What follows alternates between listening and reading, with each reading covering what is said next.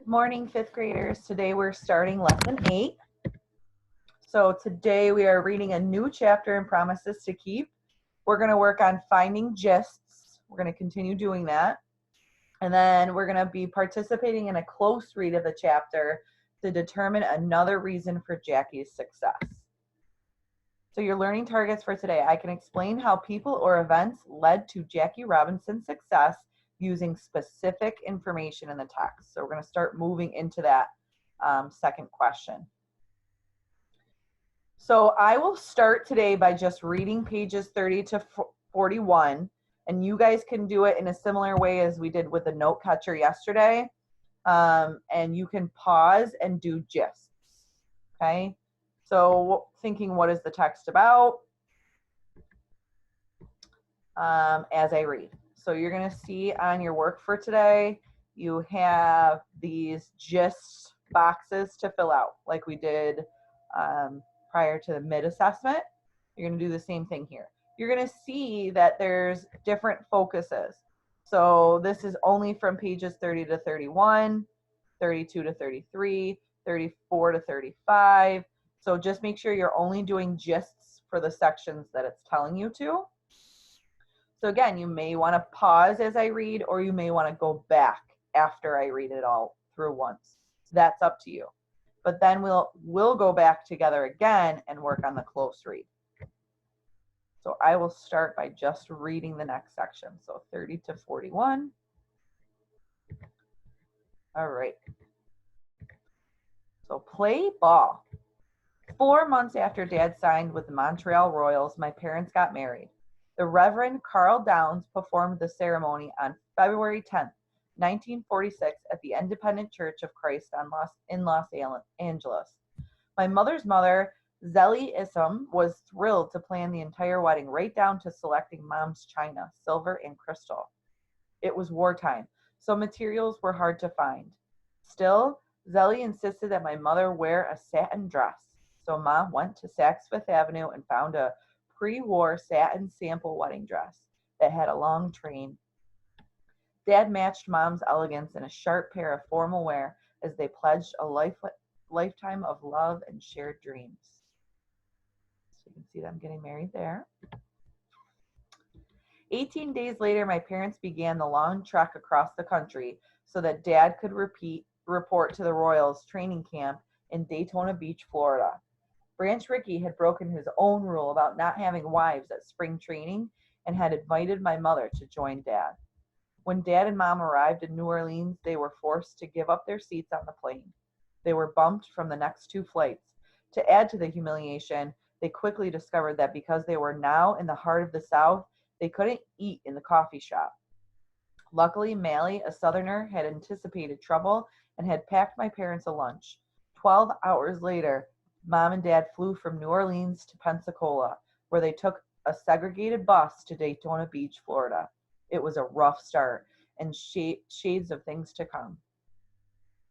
My father joined black pitcher Johnny Wright and 200 white players for the Royals practice.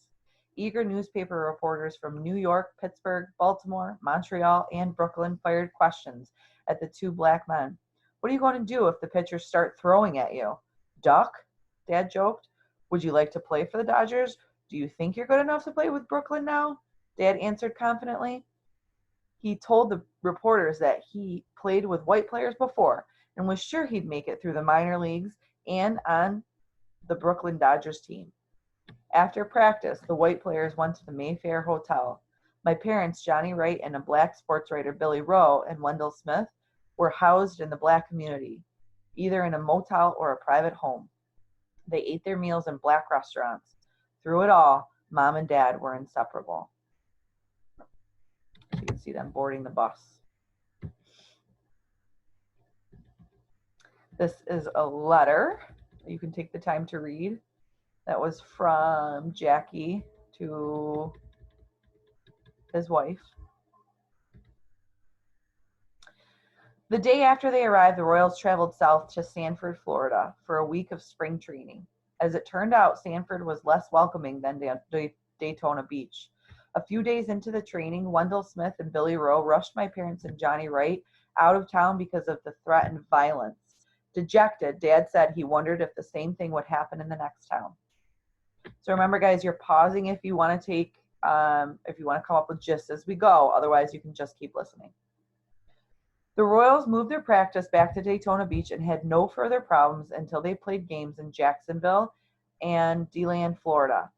The Royals front office finally had to switch their remaining games back to Daytona Beach. During games, proud black fans crowded into the Jim Crow or segregated section of stands, while curious white fans filled in the remaining seats. On the field, the Royals' black players and white players worked as a team. When the game ended, they returned to their separate worlds. After a successful spring training, the integrated Montreal Royals took to the field at Roosevelt Stadium in Jersey City, New Jersey, for the start of 1946 season. Opening day was April 14, 1946. There were 35,000 excited fans in attendance. Because school was closed, there were a lot of kids in the stands. It was a clear, sunny, brisk day, more a football kind of day than baseball. Vendors sold coffee to help keep the crowd warm. The mood was electric as the mayor paraded on the field with celebrities and players for the singing of the Star-Spangled Banner. Dad hit a home run in the third inning with 2 men on, singled 3 times, and stole 2 bases. Montreal won the game 14-1. The fans mobbed Dad afterward, asking for autographs and wishing him well. After the Jersey City opener, the Royals headed to Montreal, Canada. My parents were pleasantly surprised by the warmth and friendliness shown to them by the French Canadians. The Royals had different experiences in each city they played. Syracuse, New York was worse than Sanford, Florida. During one game while my father stood in the batter's box, a Syracuse player tossed a black cat toward him, yelling, "Hey, Jackie, there's your cousin clowning on the field." Years later, Dad told me that he had been furious, but that he had responded by smacking the ball for a double. A few moments later, a base hit sent him home with the winning run. As Dad rounded third base, he shouted to the player on the Syracuse bench, "I guess that relative of mine is happy now, isn't he?" In Baltimore, Maryland, the Royals learned there had been letters and calls threatening violence and a boycott if my father appeared on the field. The Montreal Royals played as scheduled. There were 3,415 people at the first game of the series. The small crowd was tense and angry, but as the Montreal and Baltimore series continued, the audience's mood changed. My father stole home during one game. The fans gave him a standing ovation. Dad was big news when he got some big news himself. Mom announced she was pregnant.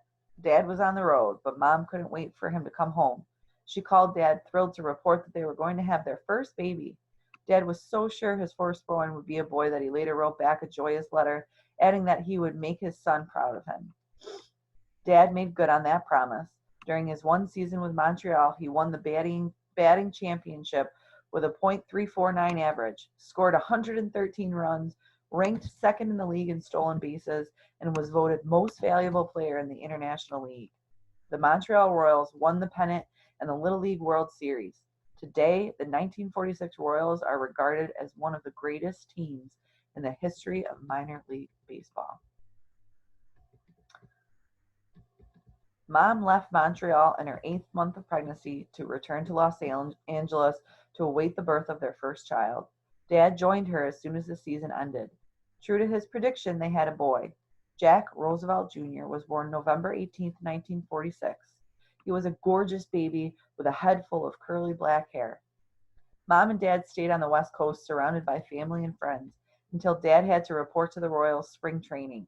Despite my father's successes in 1946, however, it looked as though yet another Major League Baseball season would start without a black player on any team's rosters.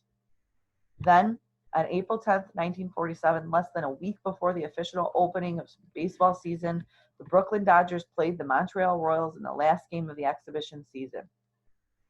Dad hit into a double play in the 6th inning. Right after that play, a history-making announcement was made.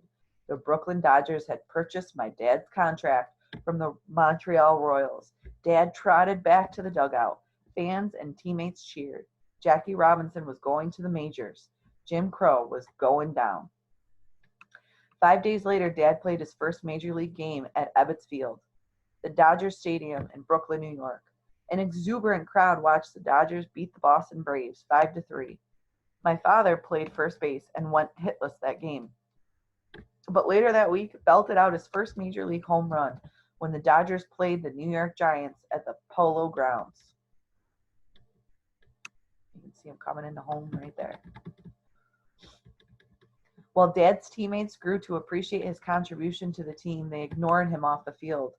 For the first couple of months with the Dodgers, Dad stayed to himself or with one of the black sports writers. He said he felt the loneliness most when the team traveled. By June, however, things had changed. The team warmed up to my father. On train rides, they invited him to join in their card games. Eventually, Dad felt comfortable joking around with the other players. Another letter you can go back and read if you can. It's kind of hard. White fan reaction may have been mixed, but there was nothing ambiguous about the support from the Brooklyn fans and from African American communities across the country. They loved my dad. Black families traveled long distances to go to ballparks to see him play. They gathered around radios at neighbors' home to cheer Dad on. Sports writer Sam Lacey once wrote, "No matter what the nature of the gathering, a horse race, a church meeting, a ball game, the universal question is, how'd Jackie make out today?" My parents and Jackie Jr. settled into a small home in Brooklyn, surrounded by a community that embraced them. There, they met lifelong friends. As the baseball season progressed, Mom became friendly with a couple of the Dodgers' spouses, such as Gil Hodges' wife, Joan, and Pee Wee Reese's wife, Dottie. About a month into the 1947 season, the Dodgers were in Cincinnati, Ohio, playing the Reds. The mood in the stadium was tense. Some of the fans started yelling at Dodger captain Pee Wee Reese, telling him that, as a Southerner, he shouldn't be playing ball with a black man. Reese heard the shouting, but refused to even glance in the direction of the stands. Instead, he walked over to my dad on first base. Reese put his hand on my father's shoulder and started talking to him. His words weren't important. In fact, afterward, neither man remembered what was said. It was the gesture of comradeship and support that counted. As the two teammates stood talking, the fans got the message.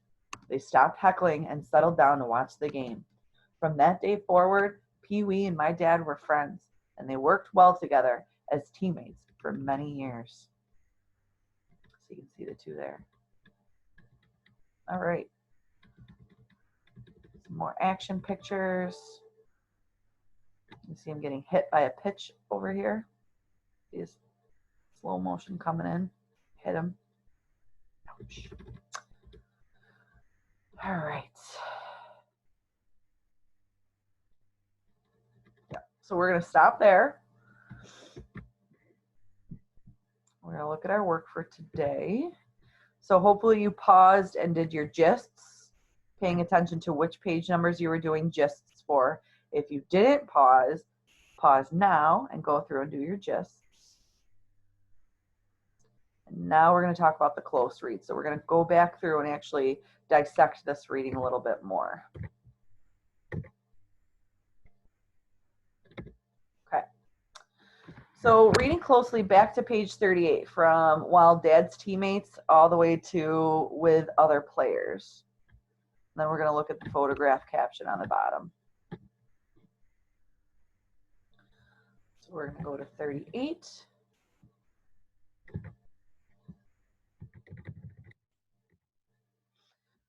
While Dad's teammates grew to appreciate his contribution to the team, they ignored him off the field. For the first couple of months with the Dodgers, Dad stayed to himself or with one of the black sports writers. He said he felt the loneliness most when the team traveled. By June, however, things had changed. The team warmed up to my father on train rides. They invited him to join the card games. Eventually, Dad felt comfortable joking around with the other players. And then it's asking us to read this caption down here. So it says, Dad used to say that it didn't matter if somebody resents you. It only matters if you could make him respect you. 2 months later, 2 months into his first major league season, my father's skill gained him the respect of his teammates and the fans. That's my dad, number 42, with Dodgers captain Pee Wee Reese, number 1. Okay, so going back to the slide, it's asking us, after we've read it, so who resented Jackie? Looking at that, you should be thinking, all right, who were the people that really had the issue with him? And how does his teammates and the fans feel about Jackie when he first joined the league? And then how did they feel 2 months into his first season? So you can see here, we know that these kind of started by not feeling great about him. And then eventually you see the mention of him being able to play in the card games and Pee Wee Reese sticking up for him. So how did Jackie earn the respect of his teammates and the fans? So take a second to think about that. What do you think he did? Okay, hopefully you realize that what he did was to actually go out there and prove himself. He proved to be a good ball player. And what does resents mean? How do you know? So think about that question as well. Mommy, Yeah. I'm hungry. Sorry, guys. All right. So let's go to the next close reading. All right. Now it's saying, let's see. Okay. So we're going to go to the chart where it says who is described on page 38 and who is seen in the photographs and described in the caption. So looking at that photo, and how did they treat each other at first? How did that change? Why? And how did their relationship affect Jackie's success?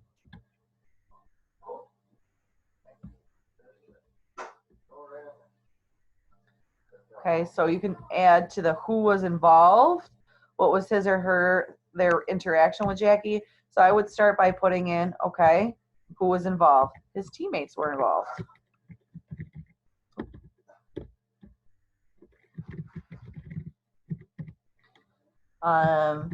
First, it was hard for them to accept Jackie.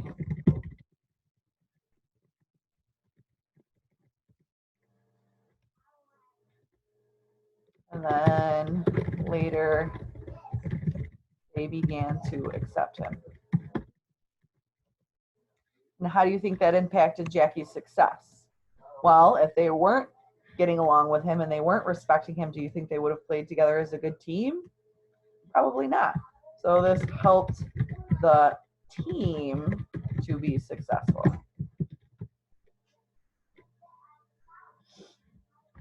So, which helps Jackie get respect.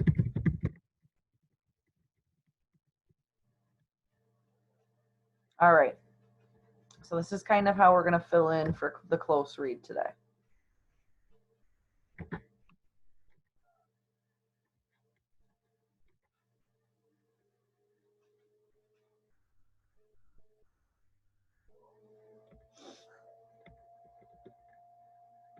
Okay.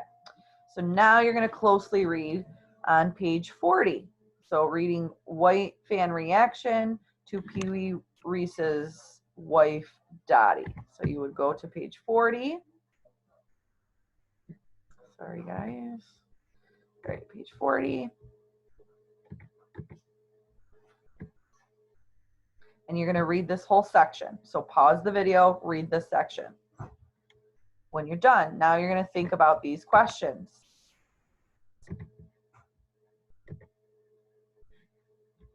Okay, so read the first sentence on the page and find the word ambiguous. What do you think this word means? So I would put that maybe up in your gists, unknown vocab. And then I want you to think, how did white fans feel about Jackie playing in the major leagues? So now our focus is on the fans. And then find a sentence in that paragraph that tells how African Americans felt about Jackie playing in the major leagues. So pause, go back and see if you can find that sentence. And then look at this phrase, but there was nothing ambiguous. I'm sorry, so this goes back to the ambiguous word about the support from Brooklyn fans and from African American communities across the country. All right, so again, going back to the focus on page 40.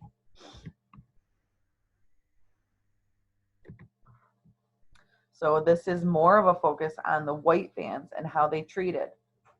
Say their white fan reaction may have been mixed, but across the country, they loved my dad.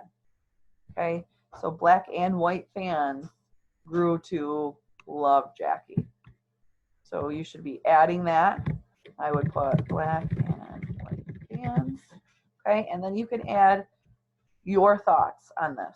What was their interaction with Jackie, and how did that impact his success? That's going to be up to you to fill in. So I would pause the video and fill it in. Okay. Next, you are going to finish this chart. Okay, I want you pausing and looking and seeing if there's any other people. I would probably pull in Pee-wee. Okay, he was a big one. And I would actually split up your black fans, your white fans, because they're a little different on their reactions. And then I would definitely focus on Pee-wee. He's a little more specific. Okay, so talk about their interactions. And then you're going to do this last section for today, which is after reading pages 38 through 41, what factor is described that led to Jackie's success in breaking the color barrier in baseball? And what in the text makes you think so? So you're going to think about what is this specific factor that really did help him. Okay. So when you're looking and thinking about it, hopefully you're thinking about the fans. Okay. That was a big, big part in this section.